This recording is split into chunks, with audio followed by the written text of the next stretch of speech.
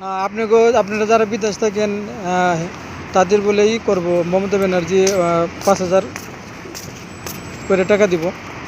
তুমি শুনেছ? হ্যাঁ, তা আমি শুনছি তো। মমতা ব্যানার্জি দেয় তো অনেক কিছুই, স্কুলেও অনেক কিছু দিয়েছে। ধরো বাচ্চাদের ক্ষেত্রে সব কিছুই পায়, অনেক কিছু পায় বাচ্চারা, স্কুলে খানা দেয়। কিন্তু টাকা পয়সা যে দিবে এগুলো কারা পাবে এখন বলা মুশকিল। যেমনি ধরো আমার বাড়ির যেটা আমি যে জায়গায় থাকি, এই জায়গায় সবাইকে বাড়ি দিয়েছে, কিন্তু আমি বাড়ি পাইনি। আমাদের পাড়ার নেতা আমাদের বাড়ি দেয়নি। তাহলে কী করে ভরসা করবো যে এই 5,000 টাকা মমতা ব্যানার্জি আমরা পাবো?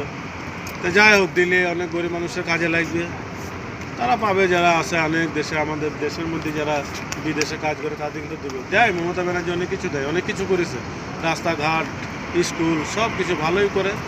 লেকিন কিছু কিছু পাড়ার নেতাদের জন্য বেশি বেশি আর কি মানুষকে দেয়। যেমন ধরো আমি ঘর পাই না, আমার এমন আত্মীয় আছে যে হয়তো পাইনি, কিছু কিছু লোক হয়তো আমরা পাই না। এটা হয়তো রাজনীতির শিকার, যাই হোক, এটা পাড়ার নেতারা। তবে মানুষ ধরো পার্টি এক স্থায়ী কোনো জিনিসই থাকে না, পার্টি আসে যায়, আবার কেউ আসবে, তখন পেলে পাবো, এখন না পেলে না পাই। তবে মানুষ তো চেনা থাকবে, মানুষ তো চেনা থাকলো যে কোন মানুষ রাজনীতি করছি, কোন মানুষ কাকে কি দেয় না। ঠিক আছে, চলো যাই। বাবার ভরসা চাপবো, দেবো, খাওয়া দাওয়া করবো, চলে যাবো।